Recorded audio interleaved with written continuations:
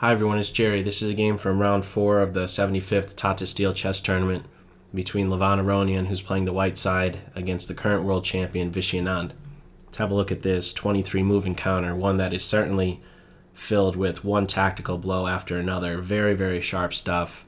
Very dynamic play goes on, and that will often spring about depending on the type of opening or the type of variation of an opening. And in this game, we have the Semi-Slav, and to be more exact, the Meran Variation of the Semi-Slav, denoted by this bishop d3 move and then d takes c4.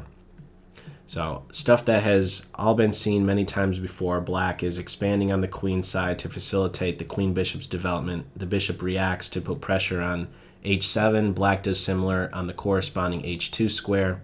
Both sides castle, and after queen c2 we have pressure on both h7, and the queen looks to try and prevent this c5 advance. Ideally, this is the type of break Black would like to be getting in. This pawn as it stands is just backwards and a liability. Bishop b7, a3, the queen rook gets working, and now knight g5. Again, stuff we have seen all before. We're 12 moves in, and we're just about another 12 away from the game ending. After knight g5, there's pressure against h7. That's the thing that is crying out at this point. It's hit 3 times and it's defended twice, so what do you do about it? Well, Anand doesn't do a thing about it. Instead, he strikes at the center with c5 and says, let's open the position up at a moment where I'm the side that is better developed. Let's open the position up at a moment where your queenside pieces are not doing a thing, and I'm offering a pawn for it. It's something that white goes in for. We do end up having knight takes h7, but before I get into that, I do want to point out, I will be pointing out many variations throughout this video, and this is one of them. There is the potential for black to grab on h2, and then follow up with knight g4, and then grab the knight, and after the smoke clears, black is up a pawn. But do know that if you're the black side and you're going in for this, that white has compensation in the form of what? In the form of pawn structure, and in the form of, well, still having the bishop pair. Okay, so something to certainly be aware of, and I believe that white is going to be the favorable side. I think it's certainly worth the pawn to have those two factors, the bishop pair and the pawn structure. But we don't have that. We don't have bishop takes h2. We have c5, and, well, take your pick. You have the bishop, you have the knight. Let's look at the bishop. It's not what happens in the game, but these what-ifs are very, very important. It's something that both players are certainly having to think about. Of course, the bishop couldn't have been taken because we'd end up just having mate on h7. So a couple variations that could follow up from here. This one right here, after h4, we could have queen to b6, and white is just getting all their pieces working. With this last move, they're fully developed. Pressure on the center. White could try to hold it together. This pawn, by the way, now on d4 is isolated. All pieces are working. This rook, well, not all pieces, all but this rook right here. The bishop's on adjacent diagonals. Queen putting pressure on the center, and it seems like things are just held together by a thread on the white side. Both knight and queen, as it stands right now, are having to babysit the bishop on that h7 square. So there's certainly, in short, compensation for black being down a pawn if that position were to come about. One additional line that I'd like to run by you is one that is certainly less than optimal, but the reason I'm going to go forward with this particular line right now is to emphasize the fact that bishops that are on adjacent diagonals are very, very powerful, and I believe that this is highlighted in the following variation. One where it might be tempting to just go ahead and grab this pawn and have ideas of swinging over laterally, but things can happen much more quickly for team black, by just ripping into the white position, grabbing on h2 with one bishop being sacrificed, and just a move later, another one, a double bishop sacrifice, and the king is stripped of all defenders, and this king is running for his life, and there's just no hope after this rook up, and then soon enough over. So, again, just to emphasize the bishops and their strength when they work on diagonals that are right next to one another. We do not, in this game, have bishop takes on h7, but rather knight takes h7. Black has ignored the pawn on h7, and similarly, is ignoring the pressure on the rook by playing knight to g4, instead focusing the attention on this h2 square. There is, of course, no time to grab the rook because of check, and then this is going to be deadly. No escape from here. So we would not have that. There are some other ways of defending in the game. We saw f4, but before I get to that, let's rule out something crazy, and by crazy I mean g3, putting the king into a position where he has no legal moves. Knight takes h2 is yet another position, or another variation that is highlighting the strength of these two guys, these two bishops. King takes, queen comes out, exploiting the pin, king moves, game over. Not the way to go. g3 is terrible.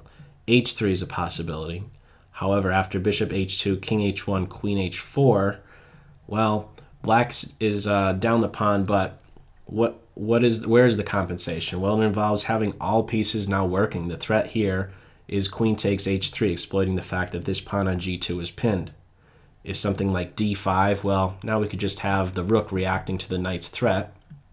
All pieces are working for black.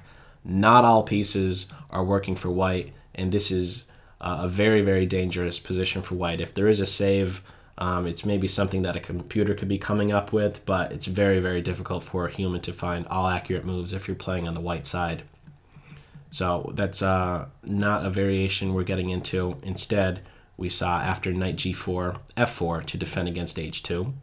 The position opens up in the center, capturing on d, and we have the immediate recapture. If white is being materialistic, grabbing on f8, the bishop recaptures, and after this knight on d to f6 move, surprisingly enough, there's no good solution to the queen just grabbing the pawn, centralizing herself, and delivering a check. What can be done in this position here? If something like h3 to chase the knight away, well, we could just be having the queen grabbing on d4, and this position is so strong for black that they can afford the exchange of queens. Allow this knight to be captured. I'll just show this line right here that runs rook d8. Could grab the knight, have the queens come off, and this rook is still a very, very powerful piece. The potential to play to h3 in some lines, exploiting the pin. If rook d1, rook g3, pressure on g4, g2, knight g4 stuff, the bishop ready to come back to being on an adjacent diagonal. There's not really going to be a good solution in this position for white. There's still a lot of pressure minus the queens in this position for black. So we don't have that. Instead, what we do have, we don't have knight takes rook, but rather just the immediate recapture on d4. And now comes another shocking move. We have, if you'd like to try and figure it out, now would be the time to pause the video. For Team Black, we have the move bishop c5. Crazy, crazy stuff. Okay, this pawn is in a pin, but the question that cries out to you is just, okay, why not grab the bishop? So let's cover that first. If the bishop is taken, knight takes pawn. This bishop is hit twice. This queen is also just eyeing that d4 square with check. Potential for knight tricks on this f2 square. If white is insisting on just material grabs with that rook on f8, we could have the check. At the very least, with this variation that I'm now showing, at the very least, black is getting their material back and still has a stronger position. Queen in a good position on d4, centralized. This queen is in an uncomfortable pin, or excuse me, this knight is in an uncomfortable pin, and these guys, the queenside pieces, remain as spectators. So that's a reason to maybe not be going forward with this capture of the bishop. And, well, what's one other possibility? One other possibility might be the knight coming back to g5, but this is something that Levon discounted. This is something that he had spoke about in the post game. He discounted this just because of the immediate recapture of the material, and then, the balancing out of the material, and then after knight d to f6, black is just the side that stands better, has a nice plus. So we're not having that either. We're not having knight to g5 in this case. Instead, we had the move bishop to e2. One other looking at the clocks here, there is about an hour and 31 minutes that Levon had. He ended up playing that bishop to e2 move. It took a good 50 minutes of thought for him to come up with that move, bishop to e2. But one other variation that I do want to draw your attention to is one that runs after the capture on this square and the knight recapture. I was just showing you this knight takes rook variation. But if the knight comes back to g5, this one I want to show because it draws attention to a very classic game, one that's known as Rubenstein's Immortal. And if you're familiar with that particular game, you'll see what I talk about, or what I'm talking about when you see the potential lateral movement of an ensuing rook here on c8. So if the knight drops back to g5, I'm going with this particular line because its intention is to try and cover this f2 square. After queen d4, king here, knight takes bishop. Let's say the knight drops back to h3 just to defend on f2. I'm not saying in any way that this is the best variation or the best defense for white, but again, just to highlight how similar this game is to that classic Rubenstein's Immortal, where he's playing the black side against George Rotlewi.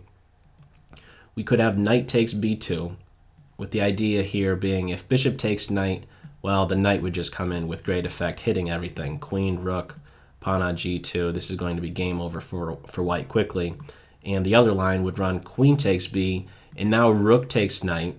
And if white is thinking that they could try and get the queens off and be saved with bishop to d2, they're sadly mistaken, and this is where, in my mind at least, that game was highlighted.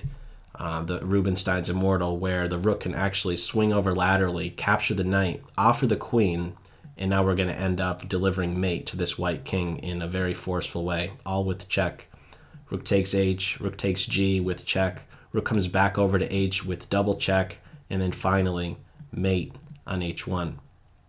So an interesting sequence of moves that I came up with when I was reviewing for this game, if the knight was coming back here to try and defend against that f2 square. Not the case in this game. What we did have after bishop c5 was the bishop e2 move, one that took about 50 minutes by Aronian, and now another shocking move, namely knight d to e5.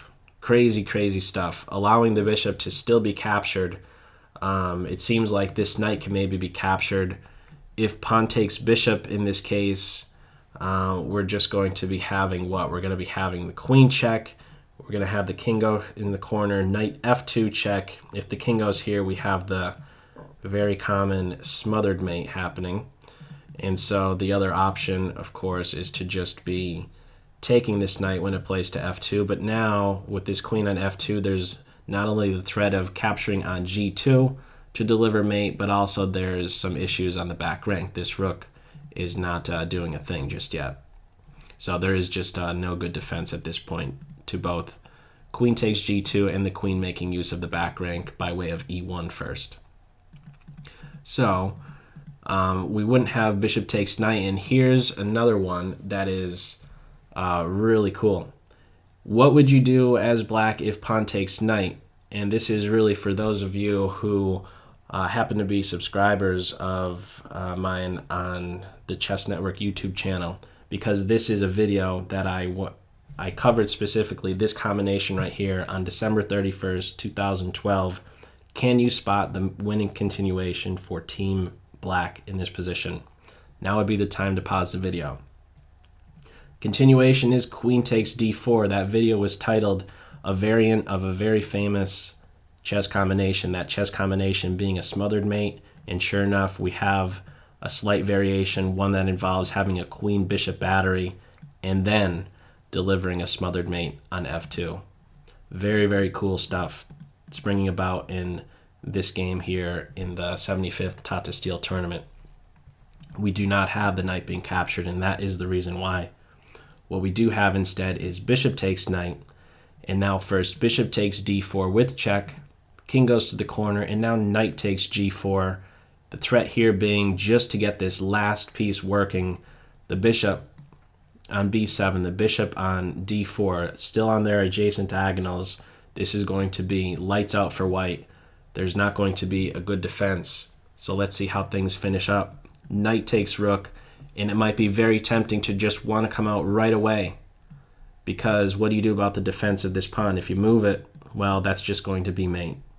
But you have to be very exact.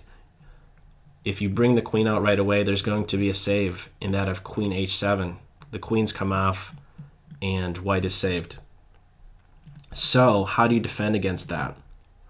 Amidst all of this, all these complications, all these bishop moves to c5, this knight jumping into e5, in the middle of it all, what do we have? We have f5. This is in my opinion, the coolest move of the game. I like these bishop moves and this knight move and all these different mating combinations, but to see this little calm move, this quiet move that just has the intention of interfering with the knight and queen's communication of this h7 square, and then bringing the queen out one move later, I just think is really, really cool stuff. I like seeing that sort of those sort of moves played. What a great shot right there, f5. And, well, really at this point, there's just not going to be a defense. It's just a matter of finishing white off at this point. What is tried in the game is knight g6, defending against queen h4, queen f6, just ready to grab that knight, and now h3, trying to kick the knight away, but he doesn't have to go anywhere. Instead, just queen takes knight, queen to e2 is what was tried, queen h5. Keep in mind the knight is immune from capture. This is just going to be mate. Black is controlling that g1 square. So the queen grabs this knight. If the knight is running away, if he goes, instead of h3 in this case, if he goes to e5, you just sacrifice on h2. Similarly, if the king takes the knight, queen h4, that's going to be lights out. So we don't have knight to e5. It is instead h3. The queen grabs the knight, and now queen e2, queen h5. The threat here is to just grab on h3, and that's just game over. Once again, exploiting this pin on the g2 pawn. So what's tried is queen to d3, but after bishop to e3, an interference move, white is forced to resign. There's not a good thing to be doing at this point. If bishop takes bishop, queen takes pawn with check, followed by mate on g2. And if queen takes bishop, well, we're just still grabbing the queen, and yet again, this is just leading to mate on g2. There is one other variation that could have come about in this this ending position after queen h5. Instead of queen d3, if rook f3, knight f2 check. If the knight is captured, this is going to lead to a mate in 2. Yet again, queen takes h3, exploiting the pin and exploiting yet another pin. All in part to these bishops being on adjacent diagonals. So we wouldn't have rook takes knight in this case. Instead, it would be the king just moving to h2, but now comes bishop takes rook. This is a position where the queens are off the board, but black is certainly the side that is just much, much better. This bishop he's stuck. There's pressure on the queen side. There's not a good solution for white, even in this more simplified endgame. If the knight is grabbing a pawn, you could always give check, and, well, this position is so strong, the bishop could back up, and now there's no way. This bishop has been a spectator, has not moved for the whole game, nor has this rook, and he will soon be falling from this position here. There's just no good solution however you slice it, and in this game, the final move, the final calm move here, this interference move, was bishop to e3, and again, Aronian was just forced to resign. So what a game by Anand. It's really, really exciting stuff, and I hope you enjoyed it. So that's all for this video. I hope you got something out of it. Take care. Bye.